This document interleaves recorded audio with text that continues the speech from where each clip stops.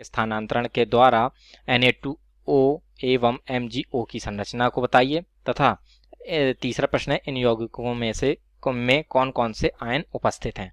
ठीक है ना। तो आइए हम एक एक करके सभी प्रश्नों के उत्तर को देखते हैं। ठीक, तो सबसे पहले उत्तर को हम देखते हैं इसमें जो है। ठीक है, तो हमसे कह रहा है सोडियम, ऑक्सीजन एवं मैग्नीशियम के लिए इलेक्ट्रॉन बिंदु संरचना। ठीक है, तो जैसे कि हम जानते हैं जो सोडियम होता है उसे Na से प्रदर्शित करते हैं, ऑक्सीजन को O से तथा मैग्नीशियम को Mg से प्रदर्शित करते हैं हम। ठीक है, तो जो सोडियम का परमाणु क्रमांक होता है वह हमारा 11 होता है, ऑक्सीजन का 8 तथा मैग्नीशियम का परमाणु क्रमांक 12 होता है। ठीक है ना। तो जब भी हम किसी भी तत्व का इलेक्ट्रॉन बिंदु संरचना बनाते हैं तो जो इसके इलेक्ट्रॉन के जो संयोजी कोश में जितने भी हमारे इलेक्ट्रॉन होते हैं, ठीक है ना, वे उसके बिंदु संरचना के रूप में प्रदर्शित किए जाते हैं। ठीक है ना। तो जैसा कि यहाँ पर हमें सोडियम में 11 इलेक्ट्रॉन है, तो ये बोरबरी के सिद्धांत के अनुसार जो KLM, ठीक है ना, ये जो हमारे कोश होते हैं KLM, ठीक है, इनमें हम बोरबरी के अनुसार इलेक्ट्रॉनों को भरते हैं। ठीक है, तो पहले कोश में अधिकतम 2 इलेक्ट्रॉन रह सकते हैं, तो यहाँ पर 2 भर देंगे चूंकि इसमें 11 इलेक्ट्रॉन हैं। ठीक है, जो कि परमाणु क्रमांक के बराबर होते हैं उदासीन अवस्था में।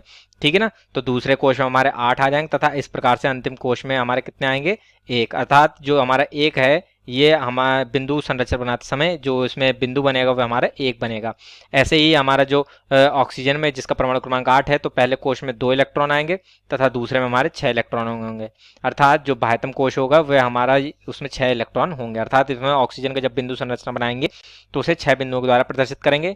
तथा जो मैग्नीशियम होता है इसका परमाणु क्रमांक 12 है, अर्थात इसका जब हम विन्यास बनाएंगे इलेक्ट्रॉनिक विन्यास, तो पहले में 2 आएंगे, दूसरे में 8 आएंगे तथा इस प्रकार से 10 इलेक्ट्रॉन हो जाते हैं तथा 2 इलेक्ट्रॉन बचे तो वह तीसरे कोश में जाते हैं जिसमें अधिकतम 18 इलेक्ट्रॉन रह सकते हैं। ठीक है, तो इस प्रकार से यहाँ पर हमारे 2 इलेक्ट्रॉन आ जाएंगे। ठीक है ना। तो इस प्रकार से ये जो हमारा मैग्नीशियम है इसकी बिंदु संरचना बनाते समय हम यहाँ पर 2 बिंदुओं द्वारा ही इसकी बिंदु संरचना बनाएंगे। ठीक है ना। तो आइए अब हम इनकी बिंदु संरचना को बनाते हैं और पहले प्रश्न के उत्तर को निकालते हैं। ठीक है ना। तो ये हमारा बिंदु संरचना जो है इसकी वह इस निम्न प्रकार से बनेगी। ठीक है ना। तो जैसा कि हमने कहा था कि जो संयोजी कोश में इलेक्ट्रॉन होते हैं वे उसकी बिंदु संरचना में प्रदर्शित किए जाते हैं। तो सोडियम में जो होगा वह 1 बिंदु के द्वारा प्रदर्शित करेंगे। ठीक, तथा जैसा कि ऑक्सीजन है तो ऑक्सीजन में कितने इलेक्ट्रॉन है, 6 इलेक्ट्रॉन है बाह्यतम कोश में। ठीक है, तो अर्थात 6 इलेक्ट्रॉन बनेंगे, तो 1 2 3 4 5 6।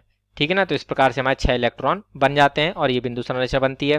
तथा मैग्नीशियम में कितने हैं, 2 इलेक्ट्रॉन होते हैं संयोजी, तो इस प्रकार से ये 2 इलेक्ट्रॉन यहाँ पर बनाए जाते हैं। ठीक है ना। तो ये इस प्रकार से ये हमारे जो पहले प्रश्न का उत्तर है जिसमें हम बिंदु संरचना बनाओ कह रहा था वह पूर्ण होता है। ठीक है ना। तो आइए अब हम इस प्रश्न के अगले भाग को देखते हैं। अब हम इस प्रश्न का जो दूसरा उत्तर है उसको हल करते हैं। ठीक, तो इसमें हमसे क्या कह रहा था कि इलेक्ट्रॉन के स्थानांतरण के द्वारा Na2O एवं MgO की संरचना दर्शाइए। ठीक है ना। तो पहले हम देखते हैं Na2O।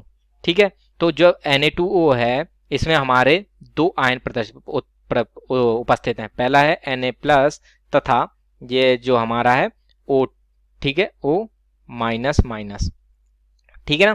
तो इस प्रकार से हमारे 2 आयन उपस्थित होते हैं। ठीक, तो जो इनकी जो इलेक्ट्रॉनों का स्थानांतरण होता है वह कुछ इस प्रकार से होता है। जो सोडियम होता है वह अपने 1 इलेक्ट्रॉन को त्याग कर देता है तथा ये हमारा सोडियम प्लस आयन में परिवर्तित हो जाता है। तथा जो ऑक्सीजन होता है, ठीक है ना, वह 2 इलेक्ट्रॉनों का ग्रहण कर लेता है और हमारा ये O- में हो जाता है, बन जाता है। ठीक है, तो इस प्रकार से जो अब इसकी जो हमारी अर्थात यदि हम देखें कि संयोजकता के सिद्धांत से भी देखें तो जो हमारी इनकी संयोजकता होती है वो आपस में परिवर्तित करके लिखी जाती हैं। ठीक है, परंतु हमें यहाँ पर इलेक्ट्रॉन के स्थानांतरण से बताना था, तो यहाँ पर 1 इलेक्ट्रॉन का स्थानांतरण होता है, यहाँ 2। अतः जब ये आपस में संयोग करेंगे तो दोनों उतने ही परमाणुओं से संयोग करेंगे जिससे कि ये उदासीन परमाणु को बना सकें। ठीक है, तो अर्थात जैसे कि यहाँ ऑक्सीजन के साथ 2 का इलेक्ट्रॉनों का स्थानांतरण हो रहा है, अर्थात यदि हम सोडियम के 2 परमाणु लेंगे तभी हमारे 2 इलेक्ट्रॉनों का स्थानांतरण हो पाएगा। ठीक है ना। तो अतः जो हमारी जो इसकी समीकरण होगी वह कुछ इस प्रकार से होगी कि Na+, ठीक है, Na+, ये हमारा प्लस आयन है। ठीक, तथा ये हमारा Na+ आयन ये है हमारा। ठीक है ना। तो जब ये हमारे, ठीक है, तो इनकी जो ये बिंदु संरचना है, ठीक, वे हमारी जब ऑक्सीजन के साथ संयोग करेगी, तो ऑक्सीजन बिंदु संरचना में कितने 6 थे। ठीक, तो इस प्रकार से जब ये 2 के साथ हमारा संयोग करता है तो तो ये एक इलेक्ट्रॉन इसका ग्रहण करेगा तथा एक इलेक्ट्रॉन इसका ग्रहण कर लेगा, तो इसका भी अष्टक पूर्ण हो जाएगा ऑक्सीजन का, तथा ऑक्सीजन ये सोडियम है इसके बाह्यतम कोश में 2 आ जाएंगे। ठीक है, तो इस प्रकार से ये हमारी संरचना बनाता है। तो तथा ये हमारा आ जाता है Na+। ठीक है, क्योंकि ये एक एक इलेक्ट्रॉन का त्याग कर देते हैं। ठीक है, तथा ये हमारा O माइनस आ जाता है। ठीक है, तो यहाँ पर हमारे कितने 6 तो इसके खुद के इलेक्ट्रॉन थे।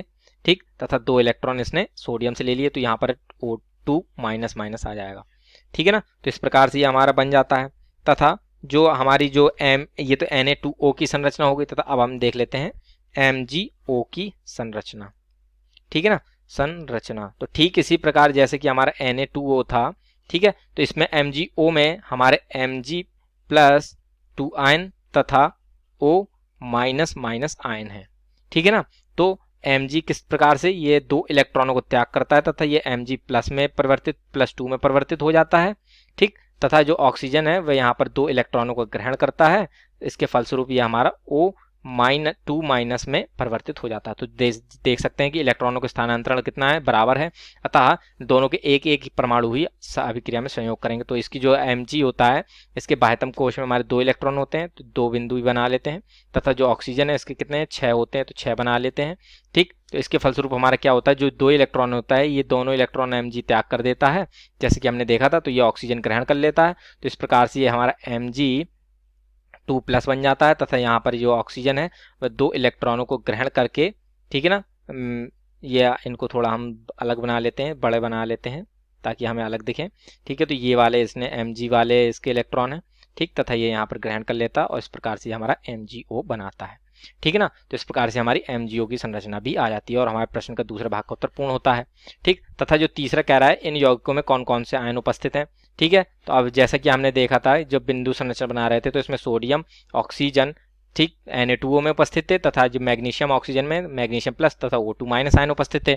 ठीक है, तो अतः जो कुल हमारे यहाँ पर आयन उपस्थित थे वे कौन कौन से थे, यहाँ यौगिक में, ठीक है ना, यौगिकों में सोडियम+ आयन तथा मैग्नीशियम++ आयन तथा, ठीक है ना, तथा ऑक्सीजन 2- आयन उपस्थित